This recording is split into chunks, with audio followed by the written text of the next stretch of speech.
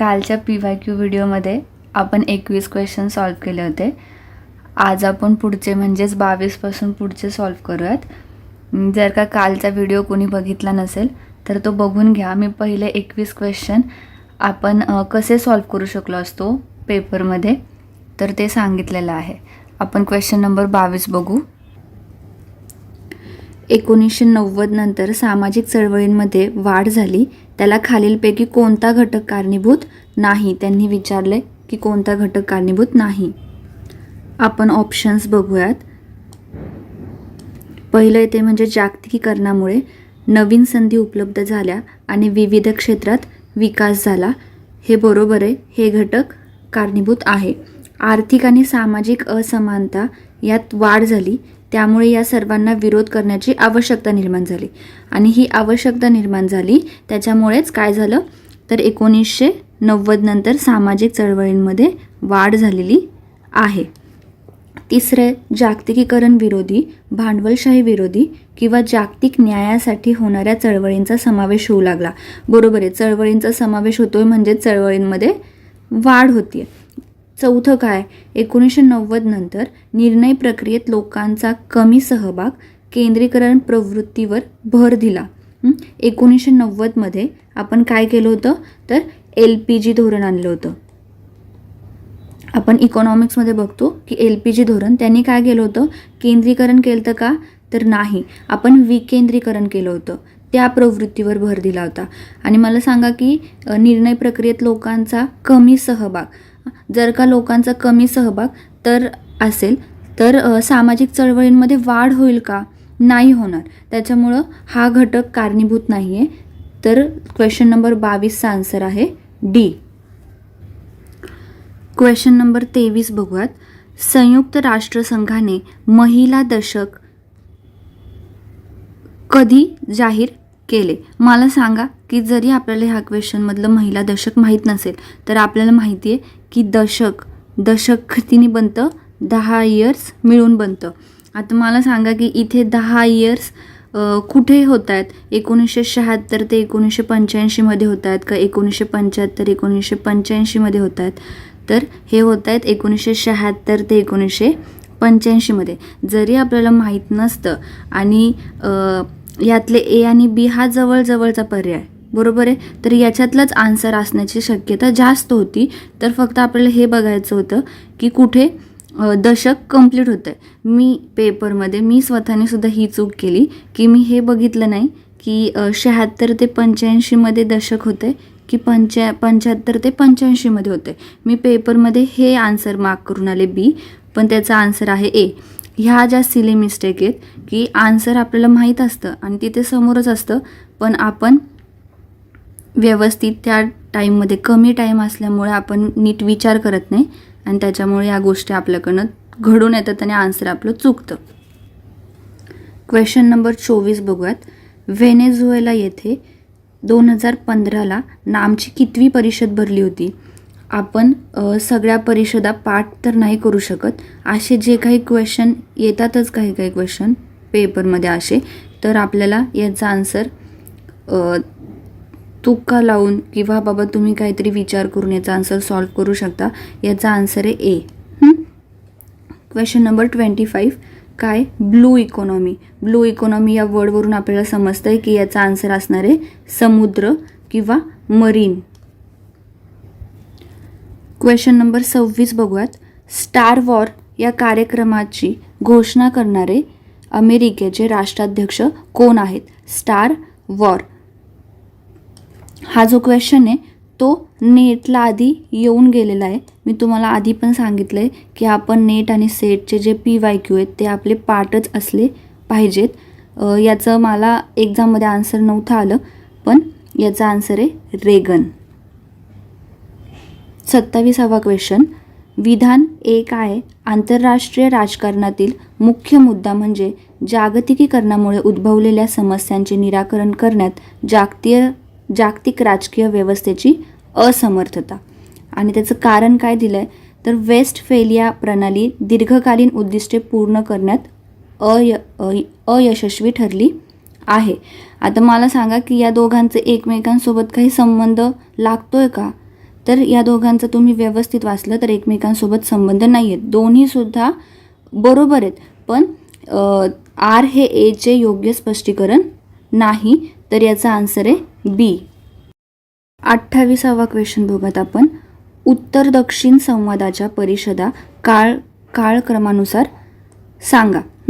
तर आता पहिली काय, कानकून परिषद, दुसरी ब्रांड परिषद, तिसरी पॅरिस परिषद, चौथी उरुग्वे वार्ता. तर याचं मला एक्झाममध्ये आन्सर येत नव्हतं. हे आन्सर मी जसं आपण स्टुडंट लेवलला कसा एखादं असा क्वेश्चन सॉल्व करतो, जसं की पहिलं काय दिलं आहे, इथे 3 दिसतंय, इथे 3 दिसतंय, बरोबर आहे. हे 2 तर आधीच कट होऊन गेले, बरोबर आहे. त्याच्यानंतर इथे 2 आहे, इथे 2 आहे, हे त्याचं आन्सर आलं. लास्टला काय होतं, इथे एक तर 4 4 एक होतं आणि 1 आणि 1 एक होतं. तर मग मी हे जे 4 आहे ते चूज करून हे आन्सर मार्क केलं आहे. याला काहीच म्हणजे माझा ह्याच्यामध्ये अभ्यास वगैरे होता असा काही विषय नव्हता, पण तिथे गेल्यावर आपण जसं बाकीच्या एक्झाम्समध्ये कसे आन्सर्स काढतो तसं मी हे आन्सर काढलं होतं आणि हे आन्सर माझं बरोबर आलं. कधी कधी एखाद्या क्वेश्चनमधलं आपल्याला काहीच येत नसेल तर आपण असा आन्सर काढायला पाहिजे, तो क्वेश्चन सोडून देण्याऐवजी. 29वा क्वेश्चन. बदल होत आहे, आशिया पुन्हा आपली ओळख प्राप्त करत आहे, हे विधान कोणाचे आहेत? ऑप्शन्स काय आहेत, जवाहरलाल नेहरू, श्रीमती इंदिरा गांधी, श्री राजीव गांधी आणि श्री चंद्रशेखर. हा क्वेश्चन जेव्हा मी बघितला तेव्हा या विधानावरून मला बघता क्षणी असं वाटलं होतं की श्री राजीव गांधी किंवा जवाहरलाल नेहरू या दोघांपैकीच एकाचं हे विधान असणार आहे, कारण की इंदिरा गांधींचं पण हे विधान नसू शकतं. मी तुम्हाला सांगितलं की आपल्याला त्यांची विचारसरणी थोडीशी माहीत पाहिजे की ते कसे विचार करतात. तर राजीव गांधी जेव्हा सत्तेत होते तेव्हा आपला विज्ञान आणि तंत्रज्ञानाचा विकास झाला होता. तर मला आधी असं वाटलं होतं की बदल होत आहे, आशिया पुन्हा आपली ओळख प्राप्त करत आहे, हे विधान यांचं असू शकतं. पण मी जेव्हा मार्क केलं, मी इथे पण बघा माझा हा पेपर आहे, मला राजीव गांधी आणि जवाहरलाल नेहरूंमध्ये कन्फ्युजन झालं होतं. पण जेव्हा मी पुन्हा हे वाक्य वाचलं तिथे होतं की आशिया पुन्हा आपली ओळख निर्माण करते. आशिया म्हटल्यानंतर बराच ब्रॉड व्ह्यू आहे, तर मला असं वाटलं की त्याचा आन्सर पंडित जवाहरलाल नेहरू असेल आणि त्याचा आन्सर पंडित जवाहरलाल नेहरूच आहे. एक्झाममध्ये येणारे सगळेच क्वेश्चन बुक्समधूनच नाही येणार आहेत. असे जे काही बाहेरचे किंवा आपण वाचलेले नसतात असे जे क्वेश्चन येतात तर ते कशा ॲप्रोचनी तुम्ही बरोबर ॲप्रोचनी सॉल्व्ह करू शकता, मला तुम्हाला अशा क्वेश्चनमधून हे समजून सांगायचं आहे. Question number 30. आंतरराष्ट्रीय शांतता आणि सुरक्षेचा प्रचार हे कोणाच्या राज्यघटनेत नमूद केले आहे? कोणाच्या? पीपल्स रिपब्लिक ऑफ चायना की फ्रान्स की भारत की अमेरिका? आपल्याला माहिती आहे की आपण मार्गदर्शक तत्वांमध्ये बघतो आर्टिकल 51 मध्ये आंतरराष्ट्रीय शांतता आणि सुरक्षेचा प्रचार हे कोणत्या राज्यघटनेत, कोणाच्या? भारत. आता जर का तुम्हाला ह्या क्वेश्चनमधलं काहीच माहीत नसेल आणि जर का असा क्वेश्चन आला तर आपली भारतातली एक्झाम आहे की नाही ही, तर पहिला प्रेफरन्स हा भारतालाच द्यायचा, कारण भारत हे आन्सर असण्याची शक्यता जास्त असते. आपण क्वेश्चन नंबर 31 बघूयात. भारतीय परराष्ट्र धोरणाची ठळक वैशिष्ट्ये आहेत. असे क्वेश्चन येतो तेव्हा आपण बऱ्याचदा ऑल ऑफ द अबोव म्हणजे 1 2 3 4 हे सगळेच मार्क करून येतो. तुम्ही वैशिष्ट्ये बघा काय काय आहेत. परस्पर सहकार्य, दुसरं शांततामय सहकार्य, तिसरं काय विस्तारवाद आणि चौथं काय परस्पर सार्वभौमत्वाचा आदर. आपण नेहमीच सहकार्य केलं आहे, शांतता पण ठेवली आहे, आदरसुद्धा ठेवणं हे सुद्धा आपलं काय मूलभूत कर्तव्य आहे. पण मला सांगा की मी जेव्हा इंग्लिशमधून पण क्वेश्चन वाचला, क्वेश्चन मराठी इंग्लिशमध्ये दोन्हीमध्ये पण वाचायचा, असे जे काही क्वेश्चन असतील ते त्यांनी विचारले मेजर फीचर्स. आपल्या भारत देशाचं किंवा भारतीय परराष्ट्र धोरणामध्ये विस्तारवाद हे ठळक वैशिष्ट्य असू शकतं का? नाही. त्याच्यामुळे जरी 1 2 3 4 हा ऑप्शन असला तरीसुद्धा त्याचा आन्सर काय दिले त्यांनी 1 2 आणि 4 हे आपले ठळक वैशिष्ट्य आहे. विस्तारवाद हा आपलं ठळक वैशिष्ट्य नाही. क्वेश्चन नंबर 32 बघूयात. पंचशील करारावर कोणत्या वर्षी स्वाक्षरी झाली? पंचशील करार, आपल्याला हे काही करार आहेत जे की इंटरनॅशनल रिलेशनमध्ये आहेत, फॉरेन पॉलिसीमध्ये आहेत आपल्या, ते पाठच पाहिजे. 1954 कोणाकोणामध्ये झालं होतं? इंडिया आणि चायनामध्ये झालं होतं. इंडिया आणि चायनामध्ये हा करार झालेला आहे. हे काही करार आहेत ते कंपल्सरी पाठ पाहिजे. क्वेश्चन नंबर 33, करार 1, 2, 3 याच्याशी संबंधित आहे. हा करार कशाशी संबंधित आहे? आता बघा, मला माहीत होतं की हा करार इंडो आणि USA संबंधित आहे, पण आता अचानकच 2 पर्याय आले, इंडो आणि USA, नागरी आण्विक करार आणि दुसरं शस्त्र करार. असं एक्झाममध्ये हा जरी करार तुम्ही सारखा वाचत असाल तरीसुद्धा एक्झाममध्ये गेले की असे ऑप्शन्स बघितल्यावर आपल्याला कन्फ्युजन होतं कधी. तर हा कुठला आहे? इंडो USA नागरी आण्विक करार आहे. याबद्दल डिटेल माहिती आपण जेव्हा इंटरनॅशनल रिलेशन बघू किंवा इंटरनॅशनल ट्रीटीज बघू त्याच्यामध्ये करारांमध्ये आपण हे सगळं डिस्क्राईब करून मी तुम्हाला सांगेल की हा करार काय आहे ते. क्वेश्चन नंबर 34, द इंडिया वे हे पुस्तक डॅश यांनी लिहिले आहे. तर कोणी लिहिलं आहे? आता हा जो क्वेश्चन आहे आधीपर्यंत याच्यामध्ये काय लॉजिक लावावं हा नवीन आला आहे, कारण की आत्तापर्यंत आधीचे जे होते की ज्यांनी बुक्स लिहिलेत वगैरे आपल्याला त्यांची नावं माहीत नसायची, अशांचेच ऑप्शन्स असायचे इथे. पण ह्यावेळेस काय S जयशंकर हे जे आपले फॉरेन मिनिस्टर आहेत त्यांचं हे पुस्तक आहे द इंडिया वे. हा जो क्वेश्चन आहे तो आपण करंट अफेअर्ससोबत रिलेट केला पाहिजे. क्वेश्चन नंबर 35 बघूयात आपण. ह्यात काय दिलं आहे की याद्या दिल्यात 2 आणि आपल्याला मॅच करायचं आहे. तर आता समज आपल्याला हे कुणीच माहिती नाही आहेत, ठीक आहे, नावांवरनं तरीसुद्धा आपल्याला समजू शकतं की कोण कुठल्या देशाचं आहे. मला सांगा, हे डेंग झियाओपिंग आहे ते कुठल्या देशाचं असू शकतं? आपल्याला नाव वाचूनसुद्धा समजतं आहे की हे चायनाचे असू शकतात. मिखाईल गोब्राजेव, आपण इंटरनॅशनल रिलेशन किंवा फॉरेन रिलेशनमध्ये खूप वेळांचं नाव ऐकतो. हे कुठले आहेत? तर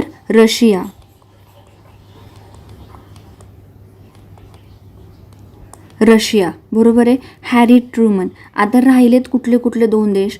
ते म्हणजे USA आणि इस्रायल. मला सांगा की हे हॅरी जे नाव आहे ते इस्रायलमधल्या लोकांचं असू शकतं का? नाही. USA मधल्या असू शकतं. समज आपण हॅरी पॉटर ऐकतो किंवा हॅरी ट्रूमॅन. हे कोण होते? हॅरी ट्रूमॅन हे USAचे प्रेसिडेंट होते, बरोबर आहे. तुम्ही मार्शल प्लॅन यांच्याबद्दल तुम्ही ऐकलं असेल की मार्शल प्लॅन आपण स्टडी करतो यांच्याबद्दलचा. तर हे जे हॅरी ट्रूमॅन आहेत ते कुठलेत? USAचे आहेत. आणि हे गोल्डा मीर आहेत ते आहेत इस्रायलचे, ठीक आहे. तर आता याचा ऑप्शन कुठं आहे? तर B हा क्वेश्चन नंबर 35चं आन्सर आहे. मी परत सांगते, आपण जे काही वाचू त्यातूनच सगळे क्वेश्चन सॉल्व्ह होतील किंवा त्यातूनच पेपर येईल असं बिलकुल नाही आहे. आपण कितीही वाचलं तरी पेपरमध्ये असे काही क्वेश्चन येणारच आहेत की तिथं गेल्यावर आपल्याला त्या क्वेश्चन आणि आन्सरमधून काही हिंट मिळते का हे आपल्याला बघूनच तो क्वेश्चन सॉल्व्ह करावा लागणार आहे. क्वेश्चन नंबर 36 बघूयात आपण. त्यांनी काय विचारलं आहे की कोणता देश क्वाडचा सदस्य नाही? इथे परत त्यांनी तुम्हाला चुकवण्यासाठी नाही दिलं आहे. तर कोणता देश नाही आहे? तर दक्षिण कोरिया हा क्वाडचा सदस्य नाही, बरोबर आहे.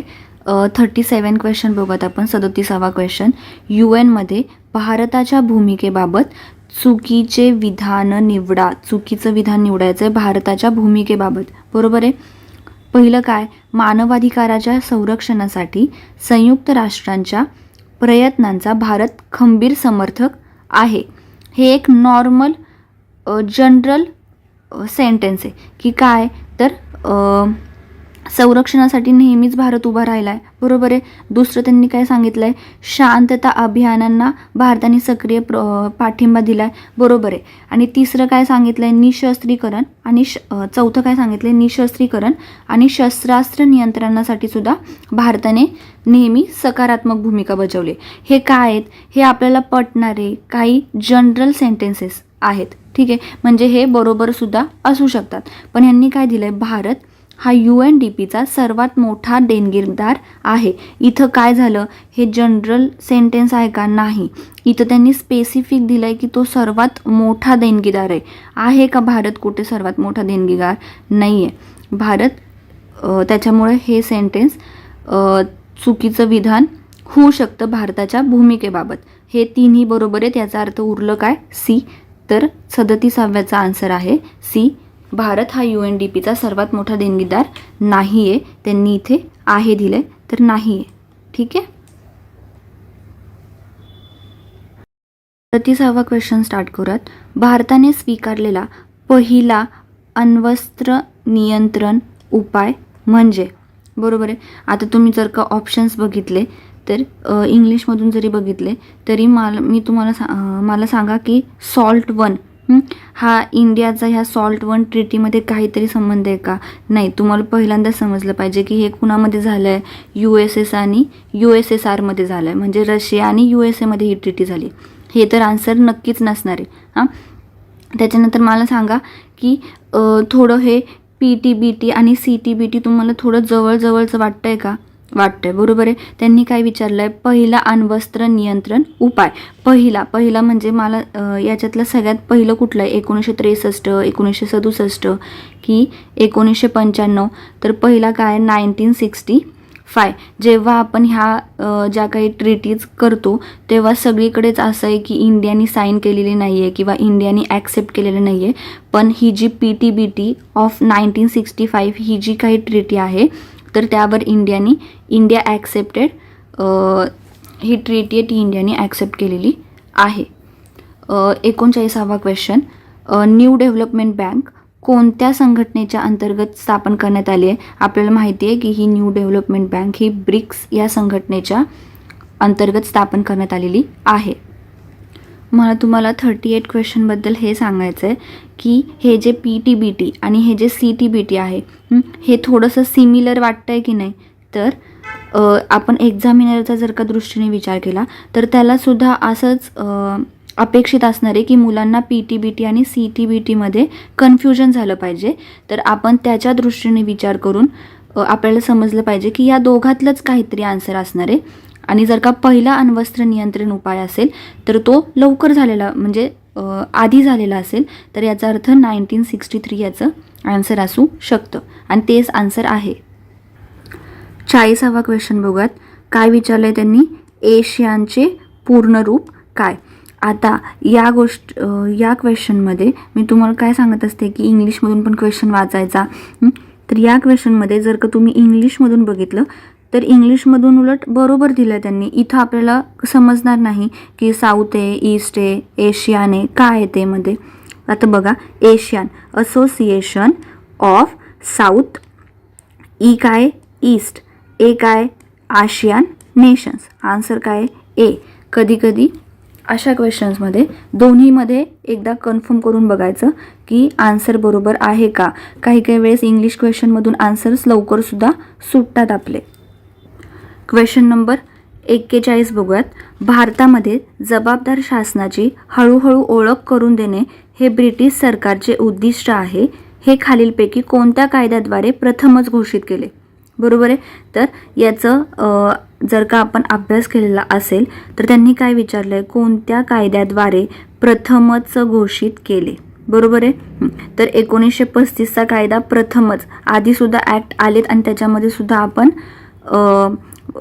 हळूहळू जबाबदार शासनाची ओळख करून दिलेली आहे. 1935 तर नक्कीच नाही आहे आणि 58मध्ये सुद्धा असं त्यांनी काही सांगितलेलं नाही आहे. आपण जर का व्यवस्थित अभ्यास केलेला असेल तर आपल्याला समजेल की 1919 या गव्हर्नमेंट ऑफ इंडिया ॲक्टमध्ये भारतामध्ये जबाबदार शासनाची हळूहळू ओळख करून देणे हे ब्रिटिश सरकारचे उद्दिष्ट होते.